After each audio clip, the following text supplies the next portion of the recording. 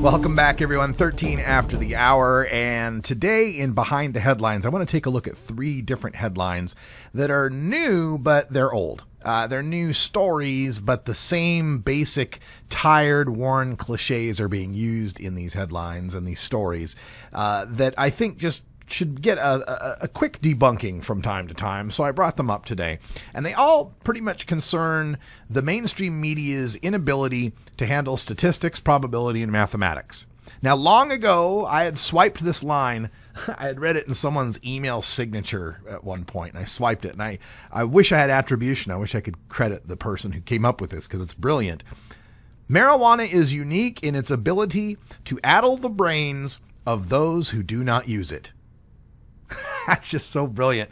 We got to have a name for that, but it's a great quote because it really does explain how otherwise sentient, intelligent beings working in the media could be bamboozled into some of the things they think about marijuana. With even just the slightest common sense or research, they could debunk this themselves. Let's start with this one. This one came out today. The headline here was 24 doctors recommended 34,000 Arizona medical marijuana cards. And this was out of the Arizona Daily Star. And it's a variation on a headline that we've gotten in Oregon and Colorado and Montana and any other medical marijuana state with a significant patient population. See, the public is supposed to be shocked.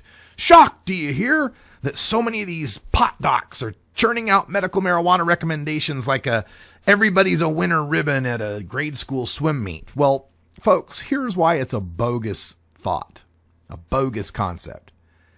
Many doctors who'd like to write a recommendation for medical marijuana can't because they work for a clinic that bans it, or they work for a hospital where it's against the policy, or their insurance would cancel on them if they did it, and so forth.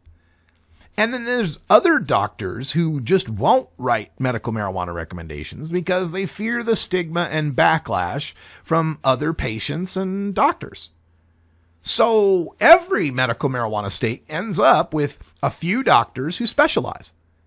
I mean, it's no more surprising that a few doctors in the West write the majority of medical marijuana recommendations than a few doctors in the South perform the majority of abortions. There's just a few of them that can and will do it. Another headline, this is more the story that's problematic. The headline is, Oversight of Colorado Medical Marijuana Doctors Remains Spotty. This was last August in the Denver Post. And this is the story about it's bad enough we've got too few doctors that are, just churning out medical marijuana recommendations. But then we take a look at the statistics and we find out that 94% of the Coloradoans who are getting a medical marijuana card are getting it for chronic pain. And they put together a little graphic, 94% chronic pain. And the public's supposed to be shocked that so many people are getting cards for what must be fake pain. Well, here's why that's bogus.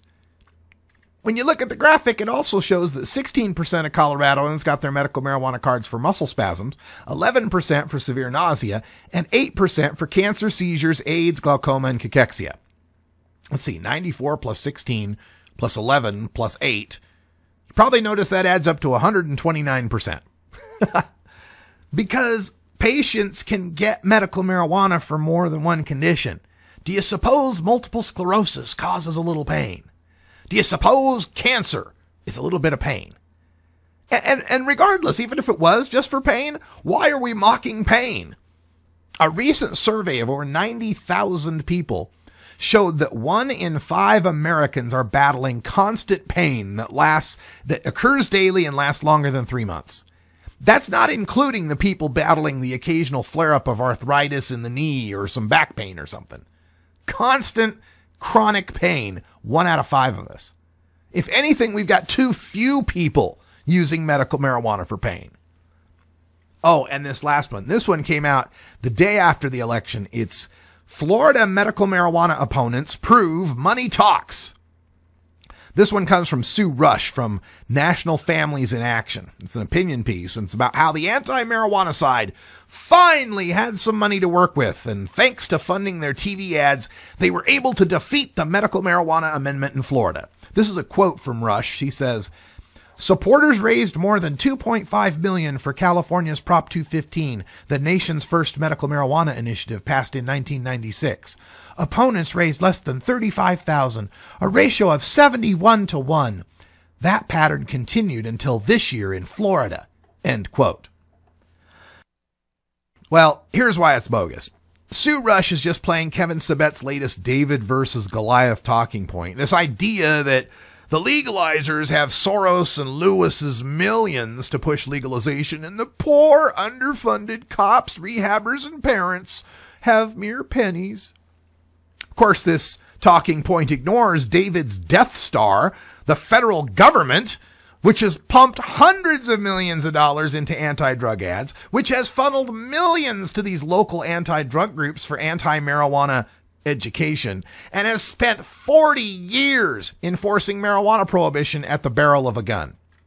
And furthermore, Florida requires 60% to pass a constitutional amendment. So whoopee! The anti-pop forces got $5 million of billionaire Sheldon Adelson's money to air scary ads about medical marijuana that dropped what had been 88% poll support